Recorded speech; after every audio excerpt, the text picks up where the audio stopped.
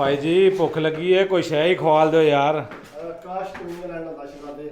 ਭਾਈ ਇਹ ਗੱਲ ਕਿਉਂ ਕੀਤੀ ਹੈ? ਇੰਗਲੈਂਡ ਔਰ ਯੂਰਪ 'ਚ ਕੀ ਫਰਕ ਹੈ? ਤੁਹਾਨੂੰ ਨਹੀਂ ਪਤਾ ਯੂਰਪ ਤੇ ਇੰਗਲੈਂਡ 'ਚ ਕੀ ਫਰਕ ਹੈ? ਕੀ ਫਰਕ ਹੈ? ਅੱਲਾ ਵਾਲਿਓ ਤੁਹਾਨੂੰ ਪਤਾ ਹੋਣਾ ਚਾਹੀਦਾ ਯੂਰਪ ਇੰਗਲੈਂਡ 'ਚ ਕੀ ਫਰਕ ਹੈ। ਸਰਕਾਰ ਜਿਹੜਾ ਇੰਗਲੈਂਡ ਹੈ ਨਾ, ਇੰਗਲੈਂਡ ਦੀ ਤੁਹਾਨੂੰ ਮੈਂ ਇੱਕ ਖਸੂਸੀਅਤ ਦੱਸਾਂ ਤੇ ਫਰਕ ਜਿਹੜਾ ਪਹਿਲੀ ਤੇ ਗੱਲ ਇਹ ਹੈ ਕਿ ਮੈਂ ਰਹਿਣਾ ਇਸ ਟਾਈਮ ਯੂਰਪ 'ਚ, ਠੀਕ ਹੈ। ਮੈਨੂੰ 20 ਸਾਲ ਹੋ ਗਏ ਨੇ ਯੂਰਪ 'ਚ ਰਹਿੰਦਿਆਂ। ਤੇ ਯੂਰਪ ਜਿਹੜਾ ਨਾ, ਮੈਂ ਜਦੋਂ ਮੈਨੂੰ ਪਾਸਪੋਰਟ ਲੱਭਿਆ ਨਾ ਸਪੇਨ ਦਾ, ਮੈਂ ਸੋਚਿਆ ਕਿ ਹਰ ਬੰਦਾ ਜਿਹੜਾ ਵੀ ਸਪੇਨ, ਇਟਲੀ, ਪੁਰਤਗਾਲ ਤੋਂ ਲੈਂਦਾ ਹੈ ਪਾਸਪੋਰਟ, ਉਹਦਾ ਦਿਲ ਇਹ ਹੀ ਹੁੰਦਾ ਹੈ ਕਿ ਮੈਂ ਇੰਗਲੈਂਡ ਜਾਵਾਂ। ਕਿਉਂਕਿ ਪਾਕਿਸਤਾਨ ਨੂੰ ਬੜੇ ਰੋਲੇ ਸੁਣੇ ਨੇ ਇੰਗਲੈਂਡ ਦੇ, ਤਾਂ ਕਿ ਇੰਗਲੈਂਡ ਬਹੁਤ ਵੱਡਾ ਮੁਲਕ ਹੈ ਤੇ ਉੱਥੇ ਪਤਾ ਨਹੀਂ ਕੀ ਹੈ, ਫਟਫਟ ਜਾਂਦੇ ਨੋਟ ਛਾਪ ਲੈਣੇ ਨੇ।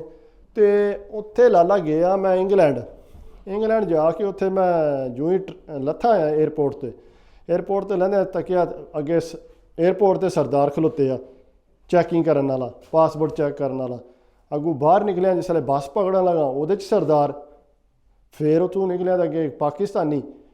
ਜਿੱਧਰ ਜਾਓ ਇੰਡੀਅਨ, ਪਾਕਿਸਤਾਨੀ, ਸਮਝੋ ਕਿ ਪਾਕਿਸਤਾਨ ਹੈ। ਮੈਨੂੰ ਇੰਝ ਲੱਗਦਾ ਕਿ ਮੈਂ ਪਾਕਿਸਤਾਨ ਆ ਗਿਆ। ਮੈਂ ਤਾਂ ਕਿ ਉੱਥੇ ਮੈਂ ਕਿਹਾ ਯਾਰ ਇਹ ਤਾਂ ਬਿਲਕੁਲ ਇੰਝ ਲੱਗਦਾ ਜਿਸ ਪਾਕਿਸਤਾਨ ਹੈ। ਮੈਂ ਕੋਈ 4-5 इधर क्या जलेबी खा ली, इधर पकौड़े खा ले, इधर गोलगप्पे खा ले, इधर फलूदा लाया उन्होंने, फलूदा खा लिया।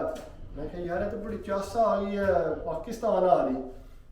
तो मुड़ा कहता ऐसे वक्त आख्या इत्थे आ जा क्योंकि इत्थे चस बड़ी है। मैं कहा ये तो गल है चस है। तो 4-5 दिन बाद मैं कहा यार हुण तू मेरे को कम दे पता कर। कहता अच्छा, कहता आ जा तेन बंदे ना मिलाना। मैं लै गया एक इंडियन को ਤੇ ਖੜ ਕੇ ਮੈਨੂੰ ਕਹਿੰਦਾ ਆ ਵੀ ਕਿਹੜਾ ਕੰਮ ਜਾਣਦਾ। ਮੈਂ ਕਿਹਾ ਭਾਈ ਸਾਰਾ ਜਾਣਨਾ, ਰੰਗ ਦਾ ਵੀ ਕਰ ਲੈਣਾ, ਮਿਸਤਰੀਆਂ ਦਾ ਵੀ ਕਰ ਲੈਣਾ, ਟੈਲਾਂ ਸ਼ੈਲਾਂ ਵੀ ਲਾ ਲੈਣਾ। ਕਹਿੰਦਾ ਅੱਛਾ, ਲੱਕੜ ਦਾ ਵੀ ਕਰ ਲੈਣਾ। ਕਹਿੰਦਾ ਇਹ ਤਾਂ ਬੜੀ ਗੱਲ ਹੈ। ਤੇ ਮੈਂ ਕਿਹਾ ਭਾਈ ਤੇ ਕੀ ਕੋਈ ਦਿਓਗੇ? ਕਹਿੰਦਾ ਦਿਆਂਗਾ ਤੈਨੂੰ 6 ਪੌਂਡ। ਮੈਂ ਕਿਹਾ 6 ਪੌਂਡ? ਮੈਂ ਹਿਸਾਬ ਲਾਇਆ, ਮੈਂ 6 ਪੌਂਡ ਕਿੰਨੇ ਬਣਦੇ ਨੇ? 6 ਪੌਂਡ ਬਣਦੇ ਨੇ 7 ਤੋਂ 8 ਯੂਰੋ। ਮੈਂ ਕਿਹਾ ਜੇ 7-8, ਮੈਂ ਕਿਹਾ ਭਾਈ 9 ਯੂਰੋ ਤੇ ਮੈਂ ਉੱਥੇ ਸਪੇਨ ਲੈਂਦਾ ਆ, ਤੇ ਤੁਸੀਂ ਅਗਰ ਮੈਨੂੰ ਇੱਥੇ ਦਿਓਗੇ 7-8 6 ਪੌਂਡ ਤੇ 7-8 ਯੂਰੋ ਬਣਨਗੇ ਤੇ ਮੈਨੂੰ ਕੀ ਫਾਇਦਾ ਆ? ਉਹ ਕਹਿੰਦਾ ਮੇਰਾ ਵੀਰ ਤੈਨੂੰ ਇੱਥੇ ਸੈੱਟ ਹੁੰਦਿਆਂ ਟਾਈਮ ਲੱਗ ਜਾਏਗਾ। ਮੈਂ ਕਿਹਾ ਯਾਰ ਟਾਈਮ ਤੇ ਮੰਨਿਆ ਤੇਰੀ ਗੱਲ, ਲੇਕਿਨ ਇੰਨਾ ਵੀ ਤਾਂ ਨਾ ਲੱਗੇ ਮੈਂ ਕਾਰੀਗਰ ਆ ਪਹਿਲੀ ਕੰਮਾਂ ਦਾ, ਤੂੰ ਮੈਨੂੰ ਕਿਸ ਤਰ੍ਹਾਂ ਇਸ ਤਰ੍ਹਾਂ ਪੈਸੇ ਇੰਨੇ ਦੇ ਸਕਣੇ? ਕਹਿੰਦਾ ਨਹੀਂ ਭਾਈ ਜੇ ਕਰਨਾ ਤਾਂ ਠੀਕ ਹੈ। ਮੈਂ ਕਿਹਾ ਨਹੀਂ ਯਾਰ। ਫਿਰ ਇੱਕ ਹੋਰ ਬੰਦੇ ਕੋਲ ਖੜੀ, ਉਹਨੇ ਵੀ ਇਹੀ ਦੱਸਿਆ 6.5 ਪੌਂਡ। ਮੈਂ ਕਿਹਾ ਇਹਦਾ ਕੋਈ ਫਾਇਦਾ ਨਹੀਂ। ਮੈਂ ਉਹਨੂੰ ਆਖਿਆ ਯਾਰ ਮੈਂ ਨਾ, ਮੇਰਾ ਦਿਲ ਮੈਂ ਵਾਪਸ ਹੀ ਟੁੱਟ ਗਿਆ।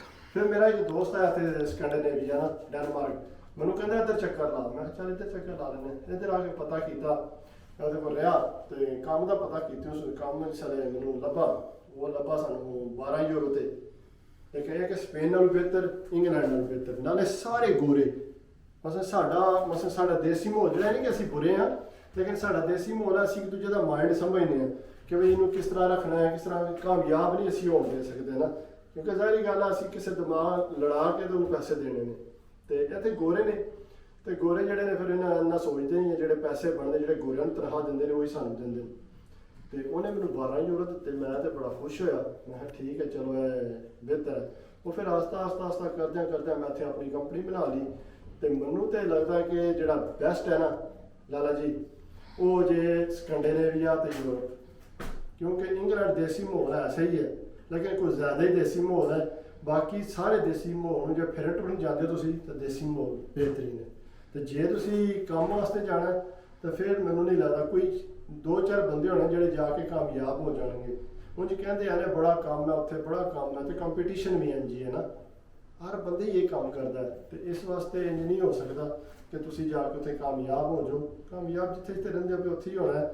ਲੇਕਿਨ ਸਕੈਂਡੀਨੇਵੀਆ ਜਿਹੜਾ ਨਾ ਮੇਰੇ ਖਿਆਲ 'ਚ ਬੈਸਟ ਹੈ। ਲੇਕਿਨ ਜਿਸ ਤਰ੍ਹਾਂ ਹੁਣ ਤੁਸੀਂ ਕਹਿੰਦਾ ਕੋਈ ਸ਼ੈ ਖਵਾ ਦਿਓ, ਸ਼ੈ ਖਵਾਉਣੀ ਕਿਸ ਤਰ੍ਹਾਂ ਮੈਂ ਤੁਹਾਨੂੰ ਖਵਾਉਣਾ? ਇੱਥੇ ਤੁਹਾਨੂੰ ਪਤਾ ਕੋਈ ਰੈਸਟੋਰੈਂਟ ਕੋਈ ਨੇੜੇ ਤੇੜੇ ਨਹੀਂ ਹੈ। ਅਗਰ ਤੁਸੀਂ ਇੰਗਲੈਂਡ ਹੁੰਦੇ ਨਾ ਭਾਈ, ਇੰਗਲੈਂਡ ਤੁਹਾਨੂੰ ਇੱਥੇ ਨਾਲ ਹੈ ਪਾਕਿਸਤਾਨੀ ਦੀ ਹੋਣੀ ਸੀ, ਇੰਡੀਅਨ ਦੀ ਹੋਣੀ ਸੀ, ਪੀਜ਼ਾ ਹੋਣਾ ਸੀ, ਕੋਈ ਨਾ ਕੋਈ ਰਿੰਗ ਲਾਇਆ ਹੋਣਾ, ਕੋਈ ਨਾ ਕੋਈ ਗੋਲ ਗੱਪੇ ਚਾਟ ਤੁਹਾਨੂੰ ਲੱਭ ਹੀ ਜਾਣੀ ਸੀ।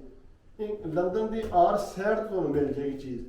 ਲੇਕਿਨ ਇੱਥੇ ਜਿਹੜਾ ਇੱਥੇ ਹੁਣ ਤੁਹਾਨੂੰ ਅਗਰ ਤੁਸੀਂ ਕਹਿੰਦੇ ਮੈਂ ਪੀਜ਼ਾ ਖਾਣਾ ਹੈ, ਅਗਰ ਪਾਕਿਸਤਾਨੀ ਪੀਜ਼ਾ, ਤਾਂ ਤੁਹਾਨੂੰ ਇੱਥੇ ਬਾਬਾ ਤਕਰੀਬਨ ਅੱਧਾ ਘੰਟਾ ਸਫ਼ਰ ਕਰਕੇ ਜਾਣਾ ਪੈਣਾ, ਮੁਸ਼ਕਿਲ ਹੋ ਜਾਂਦੀ ਹੈ ਬੰਦੇ ਵਾਸਤੇ। ਤੇ ਲੇਕਿਨ ਇਸ ਗੱਲੋਂ ਜਿਹੜਾ ਨਾ ਇੰਗਲੈਂਡ ਸਹੀ ਹੈ।